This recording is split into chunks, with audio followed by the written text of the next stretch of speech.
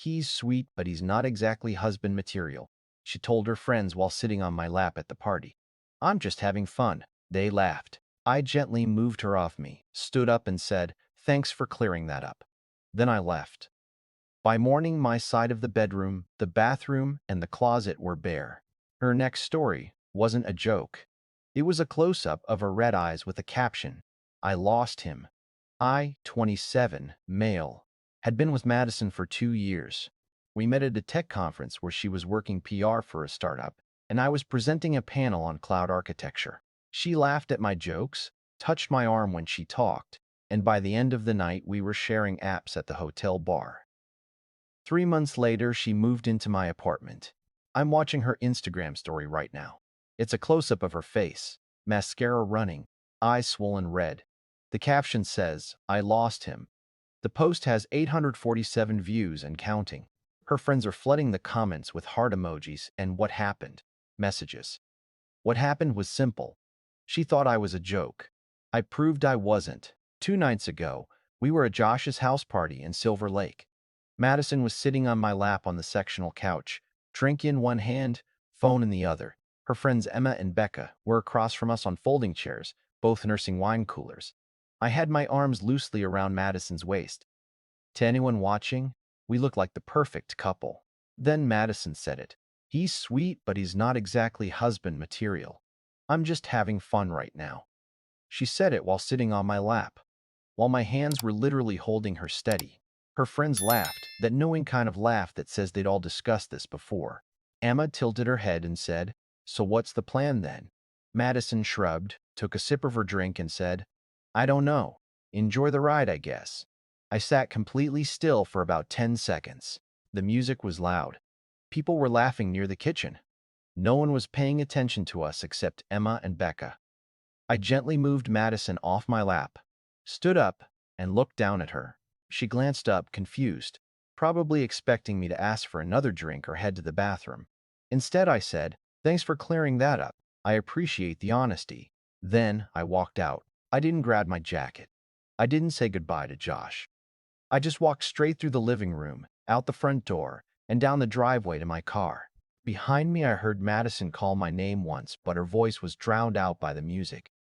Madison and I started dating in March 2 years ago. She was 25, bubbly, social, always had weekend plans with friends or work events to attend. I was the stable one. I worked from home 3 days a week, made good money, kept the apartment clean, and didn't complain when she wanted to go out without me. Looking back, I was the convenience. I was the guy who paid for dinners without expecting her to split the check. I was the one who drove her to the airport at 5 a.m. when she had work trips. I was the boyfriend who didn't get jealous when she posted photos with guy friends at bars or stayed out until 2 a.m. at birthday parties. I wasn't invited to. She never said I wasn't good enough. She just never said I was. When her mom asked over FaceTime if we were thinking about getting serious, Madison laughed and changed the subject. When her college roommate got engaged and started wedding planning, Madison didn't look at me with hopeful eyes. She looked at her phone. But I ignored it. I told myself she was just young, still figuring things out, not ready to settle down. I told myself that love was patient, that actions mattered more than words. I told myself that showing up, being reliable, being kind, that was enough. It wasn't. The red flags were small at first. She'd introduce me to new people as my boyfriend Tyler, but never with any pride in her voice. It was the same tone someone uses to say, my coworker or my dentist. Factual. Neutral. When her friends asked about me, she'd say I was nice or sweet or chill. Never impressive. Never someone she bragged about. At her company holiday party last December, I overheard her talking to a VP from another department. The guy asked if we were serious. Madison said, we'll see. I'm not in a rush. The guy laughed and said, smart. Keep your options open. She nodded and sipped her champagne. I was standing 10 feet away holding her coat, but the moment that should have woken me up happened in April. We were at brunch with her sister and her sister's fiancé. The fiancé was showing off the engagement ring, talking about venue auctions and guest lists. Madison's sister looked at me and said, so when are you going to make an honest woman out of my sister? Madison cut in before I could even smile. Oh God, we're nowhere near that. Tyler's great for now. But who knows what the future holds, right? She said it laughing, like it was a joke. Her sister's fiancé looked uncomfortable. I stared at my eggs Benedict and said nothing. That night, I almost brought it up. I almost asked her what great for now meant, but I didn't. I was scared of the answer, so I let it go. I convinced myself she didn't mean it the way it sounded. I was wrong. The comments didn't stop. They just got quieter. Madison stopped saying things in front of me directly, but I started noticing the things she didn't say. When her friends got engaged or moved in with long-term partners, Madison never looked at me with any expectation. She looked away. One night in June, I was in the bedroom folding laundry while Madison was in the living room on FaceTime with Emma. I wasn't trying to eavesdrop. The apartment was small and the walls were thin.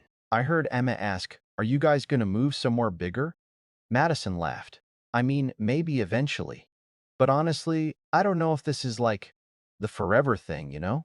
Tyler's sweet, but I don't see myself married to a guy who works in tech and plays video games on weekends. Like, where's the excitement?" I stopped folding. I stood there holding one of her t-shirts, staring at the wall. Emma said something I couldn't hear. Madison responded, "No, he's perfect for right now. Stable, pays half the rent, doesn't stress me out. But long term? I don't know." I finished folding the laundry. I didn't say anything. That was the problem. I never said anything. By August, I started keeping the mental list. Every time she downplayed us in public. Every time she dodged questions about our future. Every time she made plans without assuming I'd be part of them. The list got long fast. At her coworker's birthday dinner, someone asked how long we'd been together. Madison said, "Like a year and a half?" We'd been together for a year and 8 months. Close enough, I guess. At a wedding we attended in September, the bride threw the bouquet. Madison didn't even try to catch it. She stood at the back of the crowd on her phone. When I asked her later why she didn't participate, she said, "It's just a silly tradition. Doesn't mean anything." But when Emma caught the bouquet at a different wedding 2 weeks later, Madison screamed and took 50 photos. The breaking point was supposed to be the party at Josh's. I didn't even want to go. I was tired from a long week of debugging production issues at work. But Madison insisted. She said it'd be fun, low-key, just friends hanging out. She promised we wouldn't stay long. We stayed for 3 hours. And for 2 of those hours, I was invisible. Madison bounced between groups, laughing loud, taking photos, hugging people I'd never met. I stood near the snack table, eating chips, checking my phone, waiting for her to remember I existed. Then she came over, sat on my lap, and made me the punchline. The party was packed. Josh's house in Silver Lake had that vintage LA vibe with string lights in the backyard and a playlist full of early 2000s throwbacks. Madison was in her element. She knew half the people there from work or through mutual friends. I knew Josh because he was Madison's coworker, and I'd met him twice. By 10 p.m., I was done pretending to have fun. I sat on the sectional couch near the back wall, scrolling through Reddit, drinking a beer I didn't really want. Madison was across the room near the kitchen, laughing with a group I didn't recognize. Then she walked over. She didn't ask if I was having a good time. She just plopped down on my lap, all smiles, like we were the cutest couple at the party. Emma and Becca followed her and sat across from us on folding chairs. Madison shifted her weight, getting comfortable. I put my arms around her waist because that's what you do when your girlfriend sits on your lap at a party. She leaned back slightly, scrolling through her phone, half listening to Emma talk about some guy from Hinge. Then Becca asked, "So are you guys, like, serious?" Madison didn't even look up from her phone. She said, "I mean, we're good. Tyler's sweet, but he's not exactly husband material, you know? I'm just having fun right now." Emma laughed. Not a polite laugh. A real one. Becca smirked and said, "So what's the plan then?" Madison shrugged, took a sip from her drink and said, "I don't know. Enjoy the ride, I guess. See where life takes me." They kept talking. Madison was still sitting on my lap. My hands were still around her waist. She didn't feel me tense up. She didn't notice I'd stopped moving. She just kept scrolling, kept laughing, kept treating me like furniture. I counted to 10 in my head. I wanted to make sure I wasn't overreacting. I replayed her exact words. Not exactly husband material. Just having fun. Enjoy the ride. At 10, I gently moved her off my lap. She stumbled slightly, caught off guard. I stood up. She looked up at me, confused. Emma and Becca went quiet. I looked down at Madison and said, "Thanks for clearing that up. I appreciate the honesty." Then I walked away. I didn't storm off. I didn't slam anything. I just walked calmly through the crowd, out the front door, and down the driveway. I heard Madison call my name once, but I didn't turn around. I got in my car, started the engine, and drove home. Update 1. The Purge. I got back to the apartment at 10:47 p.m. Madison was still at the party. She'd texted me twice. The first one said, "Where did you go?" The second one said, "Tyler, seriously?" I didn't respond. I put my phone on silent and set it face down on the kitchen counter. Then I started packing. I didn't have a plan. I didn't call anyone. I just knew I wasn't going to be there when she got home. I grabbed a duffel bag from the closet and started with the essentials: laptop, charger, work documents, wallet, keys to my parents' house. Then I moved to the bathroom. Toothbrush, deodorant, razor, shampoo, body wash. I didn't leave anything behind. I grabbed the fancy beard oil she bought me for Christmas that I never used. I took the extra contact lenses from the drawer. Next was the closet. I pulled my clothes off the hangers, folded them quickly, and stuffed them into 2 suitcases. I grabbed my shoes from the rack by the door. I took my winter jackets, my gym bag, my backpack. By midnight, my side of the bedroom was bare. The hangers were empty. The dresser drawers were open and hollow. I moved to the living room and grabbed my PlayStation, my controllers, my headset. I unplugged my streaming stick from the TV. I took the charging cables from my devices. I worked methodically. No emotion. No hesitation. I was a software engineer. I approached this like debugging code. Identify the problem. Remove the variable. Test the solution. By 1:30 a.m., I had everything loaded into my car. 3 trips up and down the stairs. I went back inside one last time to do a final sweep. I checked the bathroom. Empty. I checked the closet.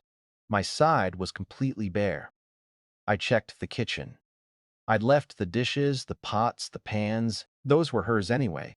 I grabbed my apartment key from my keychain. I walked into the bedroom and placed it on the dresser next to a framed photo of us from last summer. We were at the beach. She was laughing. I was smiling. It felt like a lifetime ago. I didn't leave a note. I didn't need to. The empty space said everything. I walked out, locked the door from the inside, and pulled it shut behind me. Then I drove to my parents' house in Pasadena. I texted my mom at 2 a.m. "Can I crash in the guest room for a while? I'll explain in the morning." She responded in 30 seconds. "Doors unlocked. Love you." I didn't check my phone for the rest of the night. Update 2. The realization. Madison got home at 3:17 a.m. I know because my phone, which I'd finally turned back on at my parents' house, exploded with notifications. The first call came at 3:19 a.m. I let it ring. The second call came at 3:21 a.m., then 3:24 a.m., then 3:26 a.m. All blocked, all sent straight to voicemail. The text started at 3:30 a.m. "Tyler, where are you? Your stuff is gone. What the hell is going on? This isn't funny. Call me back right now." I didn't respond. I turned my phone off and went to sleep. When I woke up at 9 a.m., I had 47 missed calls and 89 text messages. I scrolled through them while drinking coffee in my parents' kitchen. My mom didn't ask questions. She just made me scrambled eggs and toast and sat across from me reading the news on her tablet. The messages got progressively more desperate. 3:45 a.m. "I'm sorry, okay? I didn't mean it like that." 4:12 a.m. "Please just talk to me." 4:28 a.m. "Tyler, I'm scared. Where did you go?" 6:30 a.m. "I love you. Please come back." 8:15 a.m. "Why are you doing this?" I deleted the thread, then I blocked her number. I blocked her on Instagram, Twitter, Snapchat, Facebook. I blocked Emma and Becca too. I blocked anyone from her circle who might try to play messenger. At 10 a.m., my phone rang from an unknown number. I answered. "Tyler, it's Emma. Madison's freaking out. She's been crying all morning. She said you left." "What happened?" I kept my voice calm. "She told me I'm not husband material. She told her friends she's just having fun with me. I took her seriously. That's what happened." Emma went quiet for a second. Then she said, "She didn't mean it like that. She was just talking. You know how girls are. I laughed. It wasn't a happy laugh. No, I don't. But I know how I am. I'm someone who doesn't stay where I'm not valued. Tell Madison I wish her the best. Then I hung up. I blocked Emma's number 2. Update 3. The social media collapse. By noon, Madison's Instagram story was live. It was a close-up selfie. Her eyes were red and swollen. Mascara streaked down her cheeks. The caption said, "I lost him." I didn't see it directly because I'd blocked her. But Josh, who I'd forgotten to block, screenshotted it and sent it to me with the message, "Dude, what happened? Madison's losing it." I didn't respond to Josh either. I just stared at the screenshot. The post had over 800 views in less than an hour. The comments were flooded with her friends asking what happened, sending heart emojis, offering to come over. At 2 p.m., Madison posted another story. This one was a boomerang of her sitting on her bedroom floor surrounded by tissues. The caption said, "When you realize what you had."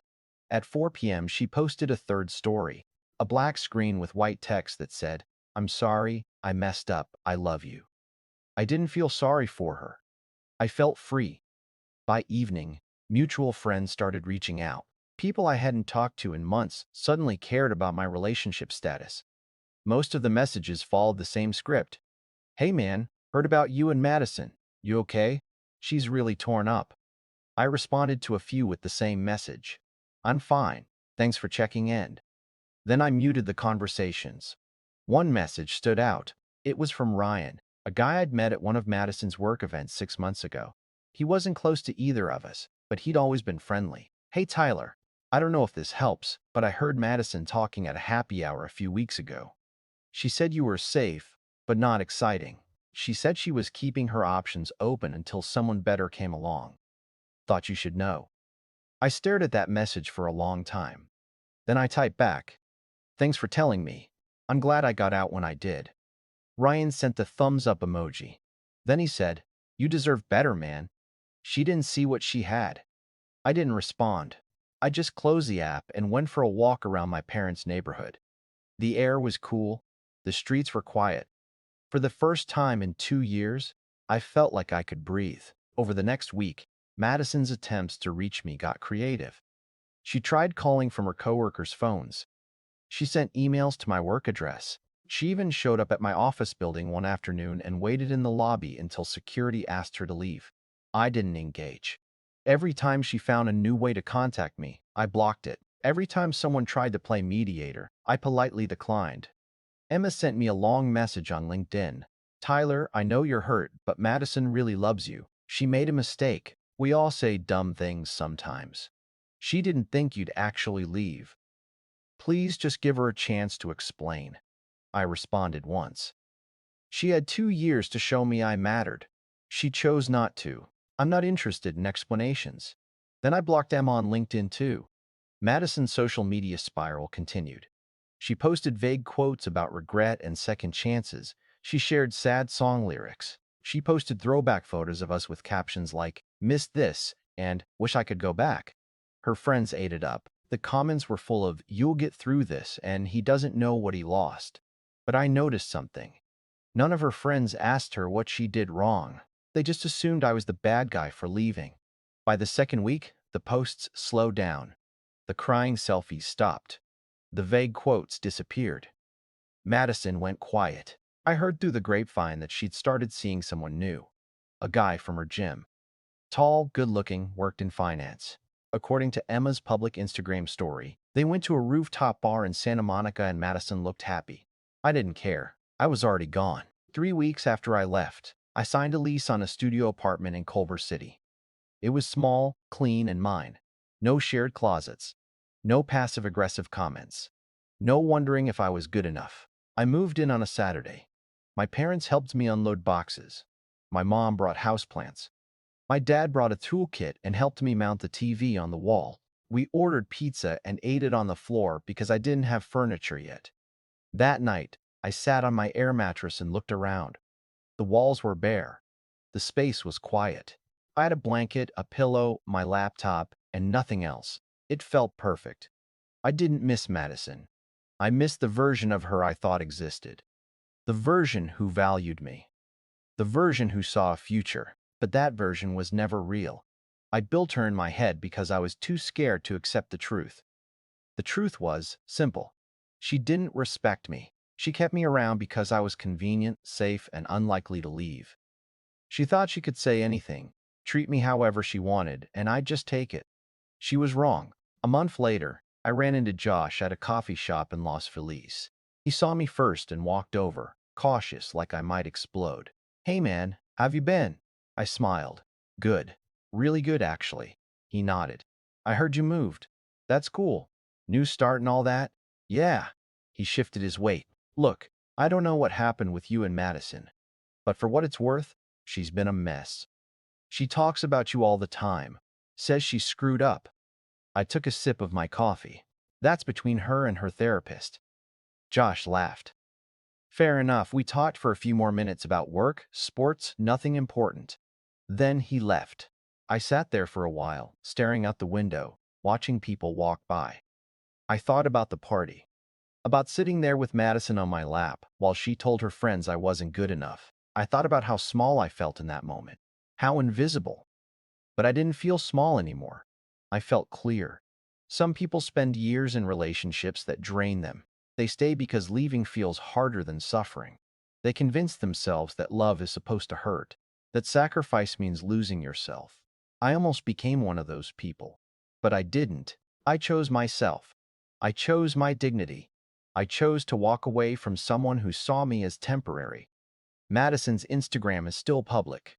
I checked it once out of curiosity. The crying posts are gone. The quotes about regret are deleted. She's moved on. Posted photos with the finance guy, smiling at brunch, laughing at concerts. Good for her. I mean it. I hope she's happy. I hope she finds whatever she's looking for. But I also hope she remembers the night I stood up and walked out. I hope she remembers that not everyone will stay when you treat them like a placeholder. I hope the next guy she calls not husband material has the sense to leave too. As for me, I'm doing fine. I got a promotion at work. I started going to the gym again. I'm learning guitar. I'm dating someone new. Someone who introduces me to her friends with pride, who talks about the future like I'm part of it. And every time I walk into my apartment, every time I see my empty closet that's now full of only my things, I remember the best decision I ever made. I left. I didn't argue. I didn't beg. I didn't wait for her to realize my worth. I just packed my life into a car and drove away. Some rings start wars. But Madison's careless words bought me a one-way ticket to freedom, and I've never looked back.